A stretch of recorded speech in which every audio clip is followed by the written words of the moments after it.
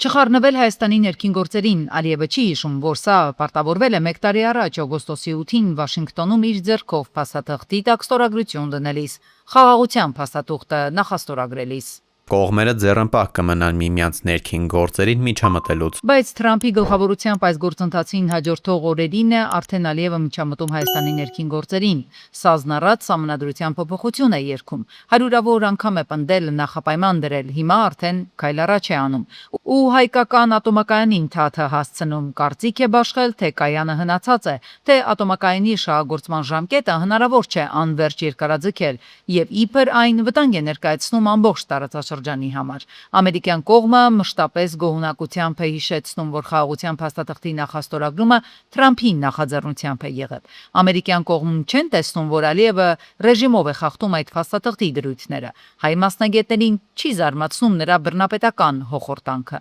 բայց ասում են դրանք անպատասխան թողնել պետք չէ, սա ավելի առաջ կգնա։ Հայկական կողմը ինքը չի հասցեագրում այն բոլոր հայտարարությունները, տեքստերը, որոնք գալիս են Ադրբեջանից եւ որոնք չեն համապատասխանում հռչակված խաղաղության տարին ու ոգուն։ Հիմա դիվանագետ է ուղարկում Վաշինգտոն այդ փաստաթղթի ստորագրման մեկամյակի երակողմ հանդիպմանն ու զուգահեռաբար հիշում 2020-ի նոյեմբերի 9-ի մոսկովյան փաստաթուղթը։ Այնքան է աքլորացել, որ կապիտուլյացիա տերմինն է օգտագործում ու հայերին կոչ է անում չնեղանալ այդ տերմինից։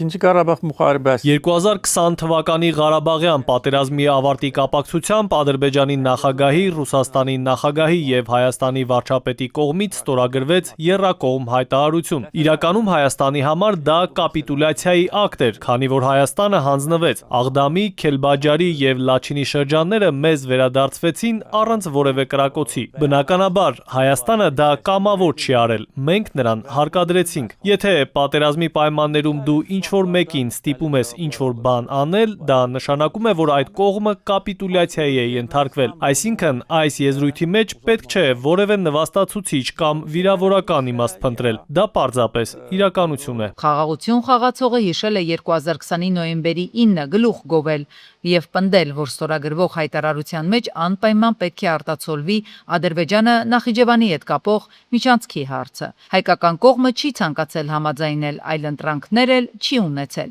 Ու հիմա ասում է, թե Ադրբեջանի տարածքում դեպի Հայաստանի սահման կառուցվող երկաթուղին նախատեսվում է ավարտին հասցնել հաջորդ տարի։ Հաջորդ տարի երկաթուղին կհասնի Հայաստանի սահման, իսկ Հայաստանի տարածքում շինարարությունը պետք է սկսվի արդեն այս տարի։ Խոսելով TRIP նախագծի մասին, որը ինքը համառորեն Զանգեզուրի միջանցք է անվանում, ասել է. ադրբեջանական կողմում աշխատանքները գրեթե ավարտված են։ Հորադիզ Աղբենդ ավտոճանապարհը գործնականում պատրաստ է, երկաթուղու շինարարությունն էլ արագ տեմպերով է ընթանում։ Մենք ցանկացած պահի կարող ենք արագացնել նախագիծը, պարզապես դրա անհրաժեշտությունը չենք տեսնում, քանի որ հայկական հատվածը պատրաստ չէ։ Ասել են, այս նախագիծը դիտարկում է ոչ միայն որպես տրանսպորտային, այլ որպես էներգետիկ եւ ենթակառուցվածքային միջանցք, եւ որ ադրբեջանցի մասնագետները ուսումնասիրություններ են կատարել Հայաստանի տարածքում ու որոշել այն վայրերը, որտեղ պետք է տեղադրվեն էլեկտրահաղորդման գծերի հենասյուները։ Այստեղ է, որ հիշատակվել է հայկական ատոմակայանը, պնդել, թե հին է ու հավատացրել, որ սա կարող է օգտակար լինել Հայաստանին։ Զանգեզուր մահալının Մղրը ռայոնının Ադրբեջանական գլխավոր հեռուստաալիքն է պետական ASTV-ին հենց օգոստոսի 8-ին որոշեց փչացնել խաղաղության թատրոնն ու ռեպորտաժ պատրաստել Սյունիք արևմտյան Ադրբեջան ներկայացնելով ու վերնագրելով 35 տարվա կարոտ։ Անթակույց են այստեղ ներկայացնում իրենց զավթողական քաղաքականությունը։ Ադրբեջանին շատ հարմարավետ էր խաղաղության մասին խոսույթը, ձևակերպումները, հայտարարությունները, որովհետև դա առիթ էր, որպեսզի բոլորը մոռանան եւ ոչ մեկ չհիշի ու չխոսի Արցախում տեղի ունեցած էթնիկ զտման մասին, որը փաստագրված, փաստավորված նյութ էր եւ փաստացի դրա մասին այլևս ոչ մեկ առնվազն միջազգային ասպարեզում չի խոսում։ Ու հիմա առերեսվում ենք իրականությանը, ասում է ադրբեջանագետը։ Հային շարունակում են համարել թշնամի, աչքը տնկած պահել Հայաստանի տարածքների վրա, ցանկացած տարբերակով խախտելով ցանկացած փաստաթուղթ, որտեղ էլ ստորագրված լինի։ Սա է իրական պատկերը, մնացածը լիրիկայի ժանրից է։ Ահա, այսպիսի խաղաղության ջերմակ թևեր հագած Ալիև։ Փաշինյանի զանգը Պուտինին, հետո նաև նրա այցը Չոլպոնատա, ԵԱՏՄ միջկառավարական խորհրդի նիստին չեն լուծել խնդիրները, որոնք այս կառույցում ունի Հայաստանը։ Ակնկալիք կա ունենալ էքսկլյուզիվ հարաբերություններ, որը մենք արդեն ասել ենք, որի հետ մենք համաձայն չենք։ Մնացածը արդեն ապրանքների ներմուծման եւ արտահանման հետ կապված խնդիրն է, որին պատրաստվելը մենք չենք կապում այս իրավիճակի հետ։ Մենք այսպես թե այնպես պետք է մեր հարաբերությունները դիվերսիֆիկացնենք եւ եթե նույնիսկ հիմա 100%-ով բացվեն, այսինքն վերադառնանք այն նախնական վիճակին, դրանից մեր օրակարգը չի փոխվում։ Մեր արտահանումներն ու ներմուծումները մեծապես կախված կմնան նույն օղակից, Փաշինյանը շարունակում է պնդել։ Խնդիրներ կունենանք, բայց մինչև Եվրոպական միությունն ամբողջությամբ բացի սեփական դարպասները հայկական արտադրանքի համար, արդեն տևական ժամանակ է այստեղ մեր տարածաշրջանում մնալով Երևանն ու Բաքուն առևտրաշրջանառության ցիկլի մեջ են մտել։ Միայն թե ադրբեջանական շուկայում Հայաստանից միլիոնավոր դոլարների հասնող պատվերներ են ստացել, իսկ հայկական եւ ոչ մի արտադրանք դեռ չի հասել Ադրբեջան։ Ապրանքների փոխադարձ առևտրի մասին օրակարգը կա եւ համոզված եմ առաջիկայում նաեւ Հայաստանից արտահանումներ կլինեն դեպի Ադրբեջան։ Կոնկրետ ժամկետներ չի հստակեցնում Փաշինյանը, նաեւ չի նշում, թե Հայաստանից Ադրբեջան ինչ ապրանքատեսակների արտահանման հարց կա այսօր այս երկխոսությունում։ Փոխարենը վստահ է, Բաքվի հետ էներգետիկ առևտուր անելու համար հստակ ուղղություններ պետք է հաշվի առնել։ Նախորդին Ալիևն էր հայտարարել, Մեծամորի ատոմակայանի շահագործման ժամկետը անորոշ ժամանակով երկարաձգելու հնարավորություն չունենք, ուստի իրենք մեզ կարող են նաեւ էլեկտրաէներգիա վաճառել։ Մինչև բոլորովին վերջերս մենք խոսում ենք, որ Հայաստանը ունի էլեկտրաէներգիայի ավելցուկ։ Հիմա մենք պիտի խոսենք նրա մասին, որ Հայաստանը կարող է ունենալ էլեկտրաէներգիայի պահանջարկ, ինչու, որովհետև ինչպես տեսնում եք, մեծ տեմպերով զարգանում են արհեստական բանականության գործարանները, իսկ արհեստական բանականության գործարանները մեր պատկերացումներից անդին ծավալներով էլեկտրական էներգիա են սպառում։ Մեր ռազմավարությունը էներգետիկ 100%-անոց անկախությունն է։ Էլեկտրականությամբ սնվող երկաթուղու հարցով վերադարձ հայ-ռուսական օրակարգին։ Երևանը բարեկամական լուծում է փնտրում, ասում է Նիկոլ Փաշինյանը։ Որոնք կարող են լինել բարեկամական լուծումը, որ մենք փոխադարձաբար հասկանանք եւ ընկալենք իրար շահերը եւ գնանք որոշակի կոմպրոմիսների։ Այդ կոմպրոմիսներից մեկը կարող է լինել ռուսական երկաթուղիների կողմից կամ Ռուսաստանի կողմից կոնցեսիոն իրավունքի վաճառքը, բայց այդ վաճառքը կարող է լինել ամբողջական, կարող է լինել մասամբ։ Վերջերս դարձյալ լրագրողների հետ ճեպազրույցում ռուսական կառավարմամբ հայկական երկաթուղուն վերաբերող հարցին պատասխանելիս Փաշինյանը նշել էր, թե Հայաստանը գուցե տարիներ անց սկսի օրինակ 2 միլիարդ դոլար վարձավճար պահանջել մի բանի համար, ինչը իր խոսքով 30 տարի անվճար է եղել, եւ ռուսական երկաթուղիներում այս ակնարկը իրենց ուղղությամբ էին ընդունել, ընկերության գլխավոր տնօրենի մակարդակով հայտարարություն տարածելով, թե այդ դեպքում իրենք էլ իրավունք կունենան ակնկալել, որ Երևանը իրենց վերադարձնելու է բոլոր այն գումարները, որոնք ներդրել են զարգացնելու հայկական երկաթուղու ենթակառուցվածքները։ Հիմա Փաշինյանն ասում է, ինքը պարզապես զարգացման հնարավոր սցենար է նկատի ունեցել։ Առանց կոնկրետ բան նկատի ունենալու եւ նկատի ունենալով բոլոր այն հնարավոր կետերը, որտեղ դա տեսականորեն եւ գործնականում կարելի է իրականացնել։ Կենտրոնանալով ներքին օրակարգի վրա։ Խաղաղ պայմաններում 9 ամսվա ընթացքում 9-րդ մահն ունենք բանակում։ Պաշտպանության նախարարն ու գլխավոր շտաբի պետը ոչ, բայց մյուս օղակներում պաշտոնակություններ կլինեն։ Անհետևանք չի մնա հարցը։ Կառավարությունը ջանքեր է գործի դնում, արդյունքը չկա։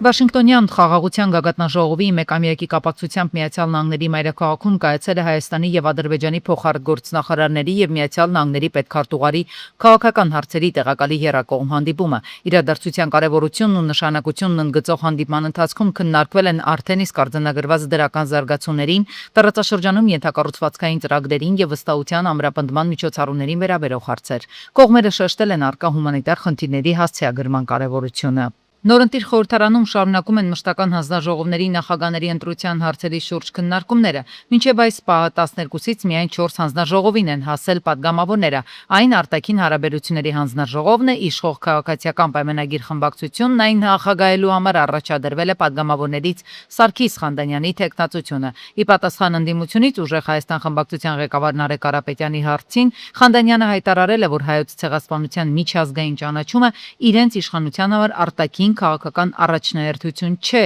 իր կարծիքով պետք է երբևէ եղած չլիներ։ Կարող ենք ֆիքսել, որ Արարատ լեռը որպես մեր ազգային խորհրդանիշ շարունակում է կատարել իր դերը առանց վտանգ ներկայացնելու Հայաստանի անվտանգությանը։ Եվ երկրորդ, ցեղասպանության հարցը եւ պետական ճանաչումը Հայաստանի արտաքին օրակարգերի առաջնահերթությունն է,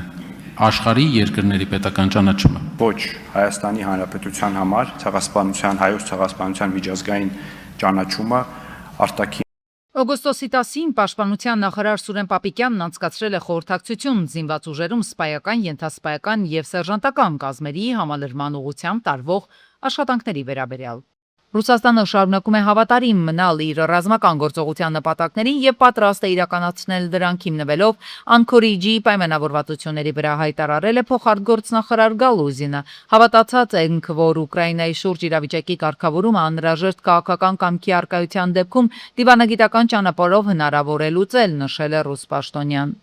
Իրանի Իսլամական Հանրապետության արտգործնախարար Արաղչին հայտարարել է, որ Իրանն ու Միացյալ Նահանգները բանակցություններ չեն վարում եւ Թեհրանը չի պատրաստվում սկսել բանակցություններ այնքան ժամանակ, քանի դեռ Վաշինգտոնը խախտում է հունիսին ստորագրված ժամանակավոր համաձայնագիրը։ Նա նաեւ հայտարարել է, որ կողմերը հաղորդագրություններ են փոխանակում միջնորդների միջոցով։ Միացյալ Նահանգների նախագահ Թրամփն էլ հարցազրույցում ստեղծված իրավիճակի իր բարձաբանումն է տվել։ Մենք զուսպ ենք գործում, մենք նրանց հետ մասամբ ենք բանակցում, մենք պարզապես հետևում ենք Իրանին, հսկայական գնաճին եւ այն փաստին, որ նրանք փող չունեն։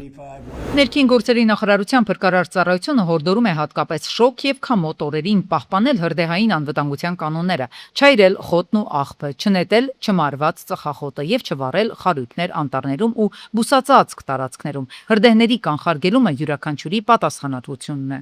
Երևանում ավտոմեքենայից գողացել են կողային հայլիների ապակիները։ Քաղաքացին հայտնել է, որ գողերը թողել են Տելեգրամի հղում։ Դեպքի վայր մեկնած ոստիկանները պարզել են, որ գողությունը կատարել են Երևանի երկու բնակիչներ՝ 24 եւ 64 տարեկան։ Ոստիկանության տվյալներով երիտասարդը կատարել է գողությունը, իսկ 64-ամյա տղամարդը հսկել է տարածքը։ Երկուսն էլ հուլիսի 29-ին ձերբակալվել եւ ներկայացվել են նախաքննական մարմին։ Դատարանի որոշմամբ 24-ամյա երիտասարդը կալանավորվել է, իսկ 64-ամյա տղամարդու նկատմամբ կիրառվել է վարչական հսկողություն։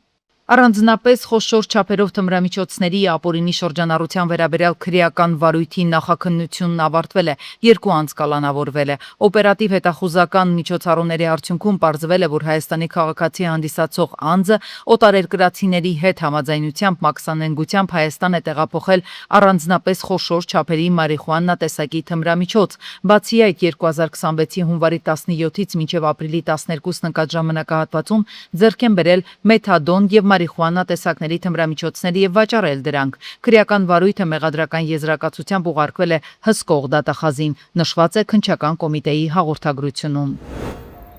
Մայրաքաղաքում արտարոց դեպք է եղել։ Հալաբյան 13 շենքի խաղաղ հրապարակում երկաթեթի տեխների տակ նորածին է հայտնաբերվել։ Ժամանել էր ոստիկանության Մաշտոցի բաժնի օպերատիվ խումբը բաժնի պետի գլխավորությամբ։ Հենա առաջինը դուք եք նկատել, օգնել եք, հետո շտաբօգնություն եք զանգե, չէ։ Հա։ Ես եմ ազանգել շտաբօգնություն։ Հա, շտաբօգնությունը օպերատիվ եկավ, չէ։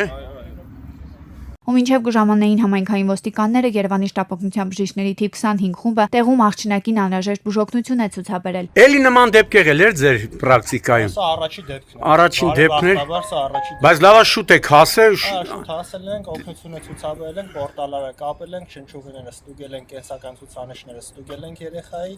գտնվել է բավարար վիճակում, տեղափոխել ենք ծննդատ։ Տեղափոխել Երևանի վերարտադրողական առողջության, պերինատոլոգիայի, մանկաբարձության եւ գինեկոլոգիայի հանրապետական ինստիտուտ։ Հենց այստեղ է, որ բժիշկների պրոֆեսիոնալ աշխատանքի արդյունքում հնարավոր է եղել փրկել նորածնի կյանքը, սակայն երեխան դեռ որոշ ժամանակ կմնա բժիշկների հսկողության տակ։ Քույրերը այն որ կենացման ու պայքար են տանում երեխայի կյանքը փրկելու համար ու վստահ եմ, որ Աստծո զորությամբ բժիշկների միջամտությամբ երեխայի նորածին աղջնակի կյանքին այլևս վտանգ չի սպառնում։ Նախաձեռնվել է քրեական վարույթ, համայնքային ոստիկաններն ու քննիչները պարզում են երեխայի մոր ինքնությունը։ Օգոստոսի 11-ին Փարպի բնակավայրի վարչական տարածքում 34-ամյա Ռոմանը օփելով դուրս է եկել երթևեկելի գոտուց բախվել քարերին, հետո ծառերին, մի քանի պտույտ շրջվելով հայտնվել Ձորակում։ Վարորդին առաջին օգնության են հասել տրանսպորտի վերջնակետի աշխատակիցներն ու օպերատիվորեն ժամանած աշտարակ բժշկական կենտրոնի շտապօգնության բժիշկների հերթապահ խումբը։ Նա տարբեր աստիճանի մարմնական վնասվածքներով տեղափոխվել է աշտարակ բժշկական կենտրոն։ Դեպքի վայր են ժամանել ներքին գործերի նախարարության, ոստիկանության, բարեկային ծառայության, Արագածոտնի մարզի գումարտակի բարեկները, գումարտակի հրամանատար Արտյոմ Սահակյանի, գումարտակի հրամանատարի տեղակալ Մանուկ Սարգսյանի գլխավորությամբ։ Օգոստոսի 10-ին Եղվարդի կամրջի մոտ բախվել են 24-ամյա Արտյոմի Մերսեդեսը եւ 75-ամյա Լավրենտի Գազ 2410-ը։ Վերջինը հայտնվել է երթևեկելի գոտուց դուրս, երկու անչափահաս տեղափոխվել է Ուիգմոր կլինիկ բժշկական կենտրոն։ Մեկ հոգի Արմենիա բժշկական կենտրոն։ Վիրավորներին առաջին օգնության են հասել քաղաքացիները, օպերատիվ են գործել շտապօգնության բժիշկների հերթապահ խմբերը։ Տեղում էին ոստիկանության, բարեկային ծառայության, Կոտայքի մարզի գումարտակի 2-րդ վաշտի 2-րդ դասակի բարեկները։ Դեպքի վայր են ժամանել նաև համայնքային ոստիկանության գլխավոր վարչության, Նայրի բաժնի օպերատիվ խումբը, բաժնի պետ Սուրիկ Ջանիկյանի գլխավորությամբ։ Օգոստոսի 10-ին վիճաբանություն ծեծկրտուք է եղել Մայրաքաղաքում Շամշյանքոմը բացառիկ տեսանյութ է ներկայացրել, թե ինչպես են Կոմիտասի պողոտա Փափազյան փողոցի խաչմերուկում լուսակրի չգործելու պատճառով մի քանի մեքենաների վարորդներ վիճում, որը վերածվում է ծեծկրտուքի։ ՆԳՆ ոստիկանների ձեռնարկած օպերատիվ հետախուզական միջոցառումների արդյունքում միջադեպի մասնակից 2 անձ հայտնաբերվել, ձերբակալվել ու տեղափոխվել է համայնքային ոստիկանության Արաբգիրի բաժին։ Օգոստոսի 10-ին Պրոշյան բնակավայրում գործող ընկերություններից մեկին պատկանող տարածքում հրդեհ է բռնկվել։ Ժամանել են Երևանի, Եղվարդի եւ Աբովյանի շրջբրգարական ջոկատների հրշեջները։ Նրանք պայքարել են կրակի տարածման դեմ։ Այրվել են բավականին շատ անվադող ու խոտածածկ տարած, իսկ կրակն ու ծուխը տեսանելի էր մի քանի կիլոմետրից։